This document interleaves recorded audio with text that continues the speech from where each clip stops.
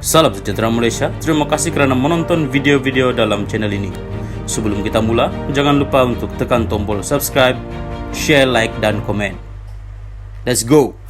Salam sejahtera dan salam perpaduan kepada seluruh rakyat Malaysia. Terkini dari Mahkamah.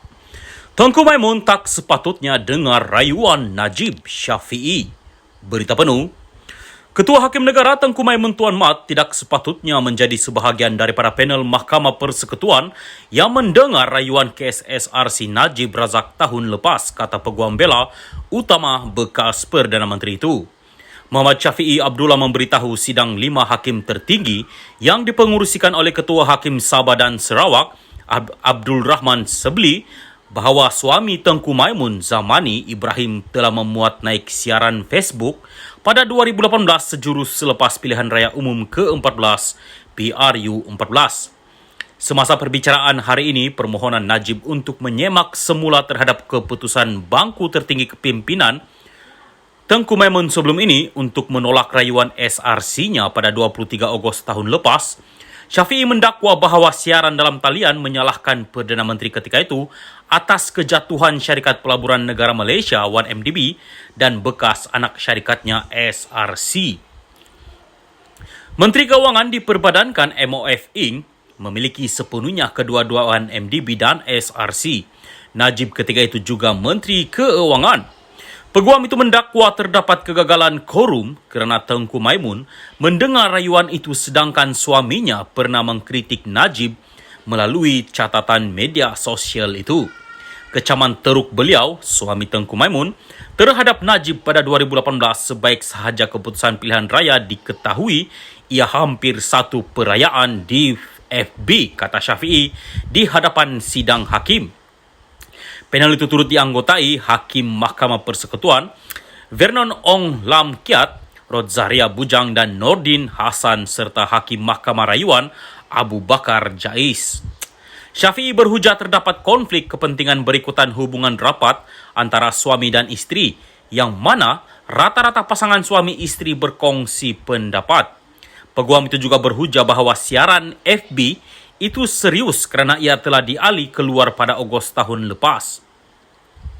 Perkara itu telah dibangkitkan pada 23 Ogos tahun lepas dan ini sepatutnya dipertimbangkan dengan lebih serius kerana ia merupakan kegagalan korum, kata Syafiee merujuk kepada sidang panel hakim tertinggi ketika itu yang menolak permohonan pasukan pembelaan berhubung Tengku Maimun mengenai perkara yang sama pada hari sebagai keputusan rayuan SRC. Sementara itu, peguam berkenaan juga berhujah bahawa sidang Hakim Mahkamah Persekutuan ketika itu tidak melakukan sebarang analisis fakta terhadap 94 alasan rayuan oleh Najib. Syafiee berhujah bahawa panel terdahulu gagal mempertimbangkan mana-mana daripada 94 alasan rayuan. Peguam itu mendakwa bahawa penjumlahan 94 alasan rayuan oleh mahkamah sebelum ini terkandung dalam hanya 3 perenggan daripada penghakiman 8 muka surat. Tiada alasan diberikan, tiada penilaian dan analisis fakta dan undang-undang serta hujah dalam 94 alasan petisyen rayuan, kata peguam itu.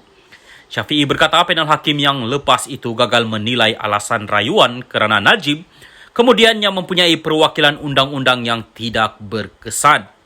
Syafiee merujuk kepada keengganan panel sebelum ini untuk memberikan penangguhan 3 hingga 4 bulan perbicaraan rayuan supaya pasukan peguam Najib ketika itu yang terdiri daripada peguam Hisham Tepok Tek antara lain dapat mempunyai lebih banyak masa untuk menyediakan rayuan. Syafiee berkata mahkamah ketika itu menolak permohonan untuk Hisham melepaskan dirinya daripada mewakili Najib semasa pendengaran rayuan tahun lepas. Atas alasan Hisham tidak dapat mengemukakan penghujahan kerana tidak mempunyai masa untuk membuat persediaan. Syafiee menegaskan ini mengakibatkan situasi di mana peguam Najib ketika itu tidak dapat mengemukakan sebarang hujahan, manakala mahkamah tertinggi ketika itu sebaliknya mendengar hujahan daripada pihak pendakwaan yang merupakan responden dalam rayuan. Peguam itu berkata ini sama dengan mahkamah ketika itu mendengar pihak pendakwaan dan bukannya pihak Najib. Peguam itu berkata Mahkamah Tertinggi Negara sebelum ini boleh mempertimbangkan sekurang-kurangnya sebahagian daripada 94 alasan rayuan dengan mendakwa bahawa 44 daripadanya sudah menjadi alasan kukuh yang boleh menyebabkan Najib dibebaskan. Bagaimanapun semasa perbicaraan semakan SRC hari ini, Ong telah mengingatkan Syafiee bahawa prosiding itu bukan rayuan. Ong berkata demikian apabila penghujaan Syafiee tersasar daripada isu prosedur menangani rayuan Najib terhadap merit sabitan Mahkamah Tinggi Kuala Lumpur 2020 terhadap Najib. Nampaknya anda lebih mendalami merit dan bukannya prosedur. Tidak perlu pergi ke sana. Bagi kami, ia tidak relevan. Anda sendiri berkata dengan jelas hujah anda untuk semakan sekarang sedang dalam proses, tetapi menangani alasan Mahkamah Tinggi adalah atas merit. Fokus sahaja pada proses ini bukan rayuan, kata Ong. Syafiee telah menyelesaikan penghujaannya petang ini dengan prosiding Mahkamah Tertinggi menangguhkan prosiding hari ini ke pagi esok. Timbalan Ketua Pendakwa Raya Visit Hamba Ramli Jangka mengemukakan hujahan bantahan esok.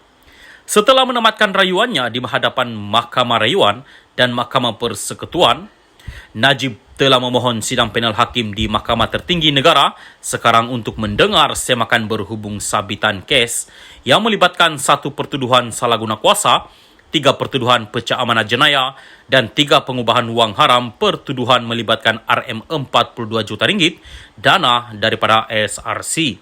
Najib ketika ini sedang menjalani hukuman penjara di Kajang dan dia turut mengusahakan pembebasannya di luar badan kehakiman.